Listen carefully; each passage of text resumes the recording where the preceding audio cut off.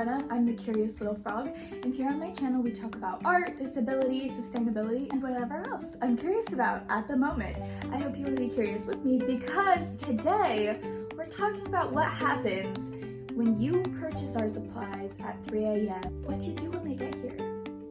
Or maybe you went into Michael and you just got your paycheck and in a haze you suddenly come out of the store with bags and you don't know what you're doing. This video it's time for us to stop shaming ourselves for the art supplies that we've already purchased and use them because that's why we bought them. So today, get out your unused art supplies that you bought that one time. I hope you join me today as I test out some new colored pencils and some new water mixable oils that I got from Jerry's Artarama from one of their super sale emails that I fell prey to marketing.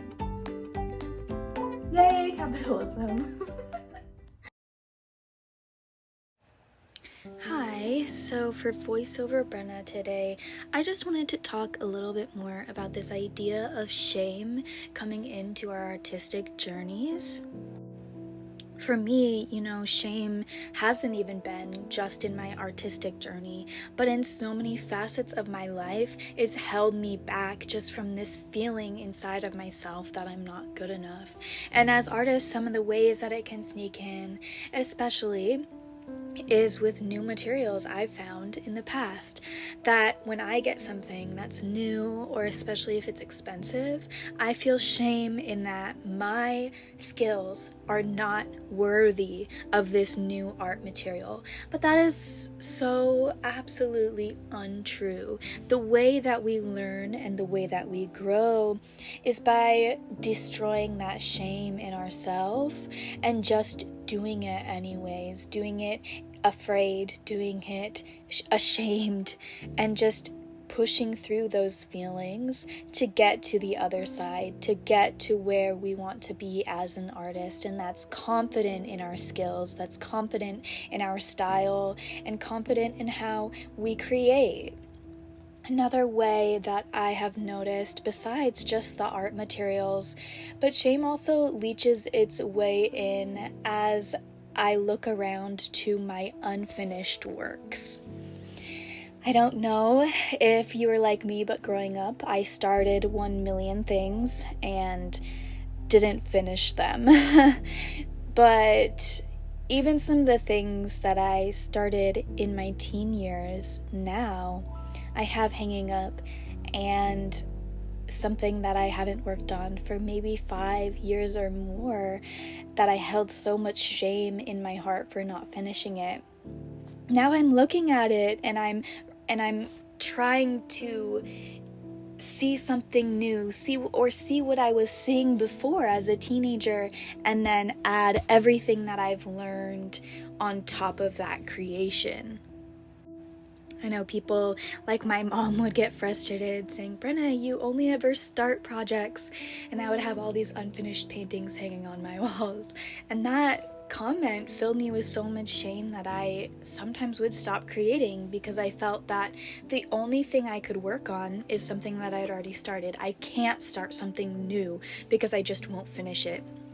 But now, as I'm really approaching my shame in a different way and battling it in my artistic practice, I start things whenever I want to, even if I know I'm not going to finish them right now.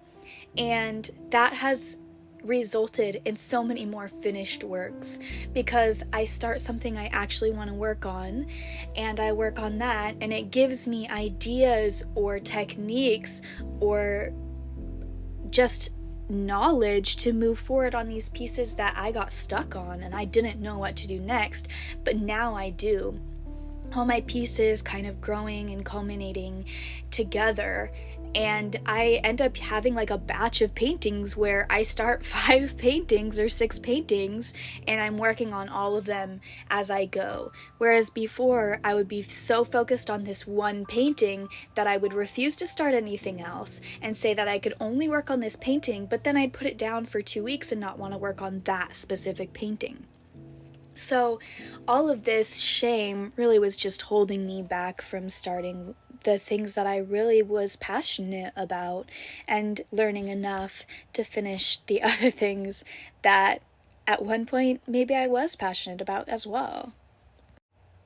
I think the last thing that I can really feel so much shame in as an artist, for me especially, is I feel shame in my own skills, which doesn't make sense. I shouldn't be ashamed of something that I don't know how to do or that I've never done. That for the first time I'm bad at it, or the second time, or even the third time. We all need time to learn and grow when we start new things. And I think for so long I compared myself to other people, compared my work to theirs. And when I did that, I was so unsatisfied because I was looking at my art with only my knowledge behind it. And maybe that wasn't a lot, you know, I don't have training like from an art school. I am self-taught from YouTube, like so many of us, but I was still feeling this huge shame over things that I couldn't do. That was not my place, or that shame had no place in my artistic journey. And I hope that in practicing and in growing and in letting myself make bad art, especially as I'm learning something new, that erases that shame and helps me overcome my fears in art. Because fear and shame are so linked in our artistic journeys and in life. I guess in all of that, through everything that I've learned in the, 9 years painting, on and off, being so into painting and so passionate and doing it every day, to the times where I felt such fear that I couldn't even pick up a paintbrush, or when I did, I would immediately put it back down. The things that I've learned is that you don't have to have any shame in your artistic journey, and it doesn't really belong here. Wow, I'm tearing up thinking about it, because I look back at myself, especially in the beginning stages, and I said so many mean things to myself and to my art that I don't believe anymore. Even looking back at those same pieces, I was comparing myself to people who didn't know I existed, who had years and years of training. For what? To push myself? I said it was to push myself, but in reality, it just made me want to turn off and never try again. The thing that made my journey open up was when I gave myself the freedom and permission to mess up, to not care what the end result was, and to just really, really love the process of painting. I love painting, you guys. It's hard for me to do this stuff like this where I'm talking on a video or I'm filming myself, but painting itself has been such a joy since I eliminated some of this shame in my own practice. So I hope that you guys can do the same. I hope that you learned something from me, from my mistakes, and it doesn't take you 9 years to learn that there's nothing to be ashamed of in learning and in growing and in discovering who you are. Okay, I hope you guys enjoy the rest of the video. I loved trying out my new art materials, and I hope that you guys feel inspired to take out something that you have been afraid to use. Love you!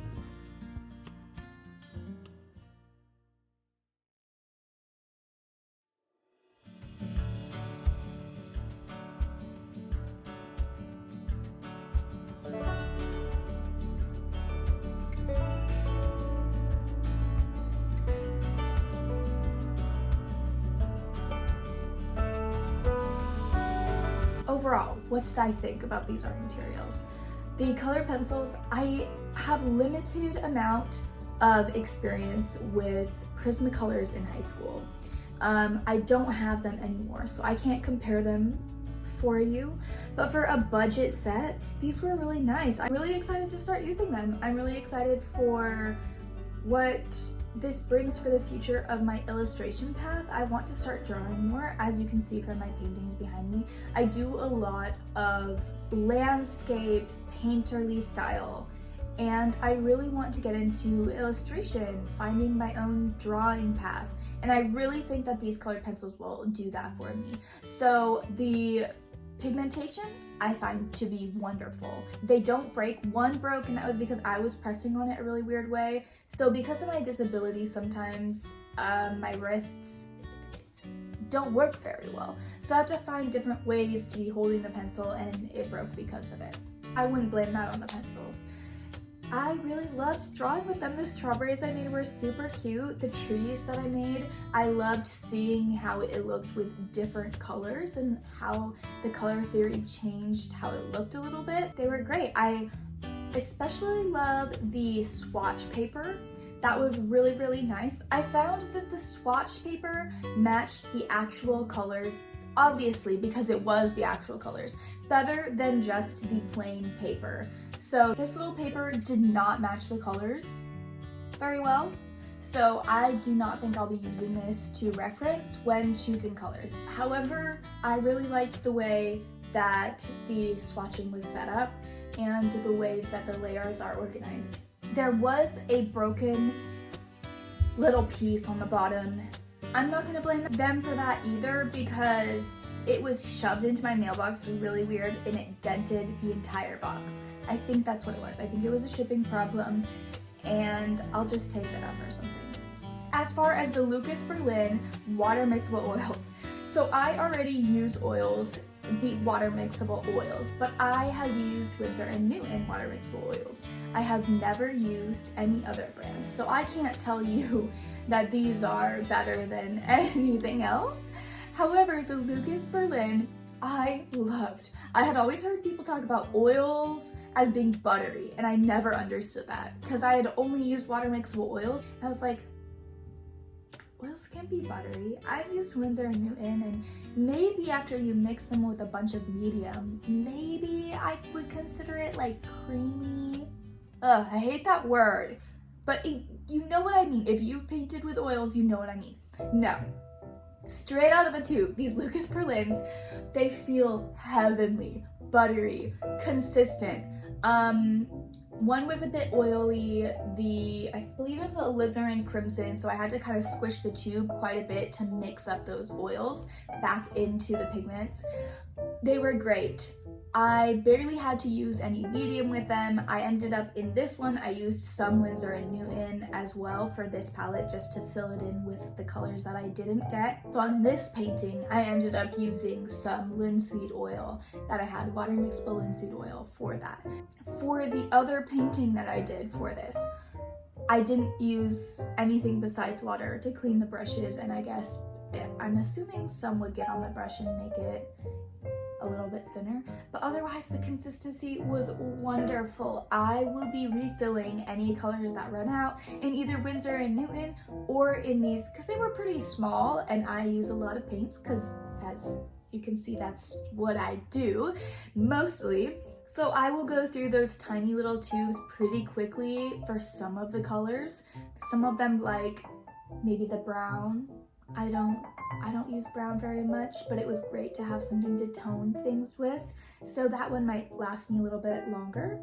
But as far as those, I found a new material, absolutely. So this was a win. I really enjoyed testing these new materials. I'm so glad I used them immediately because otherwise I would put them on the shelf and be afraid to use them. Now I can integrate them back into my daily use without feeling any shame of spending too much money on them, without feeling like it wasn't worth it, without feeling like I'm not a good enough artist to use them yet. I can just use them. And that's why we buy art materials, is because we want to create stuff. So get to creating. I hope you were in this video. Time to put stuff away. I love you so much. Thank you for being here. This was terrifying for me, absolutely terrifying, but we did it. We did it together. We did things scared. And if you made it this far, You're probably in love with me. So, I have no hair. I don't know why I did that. Anyway, okay, bye.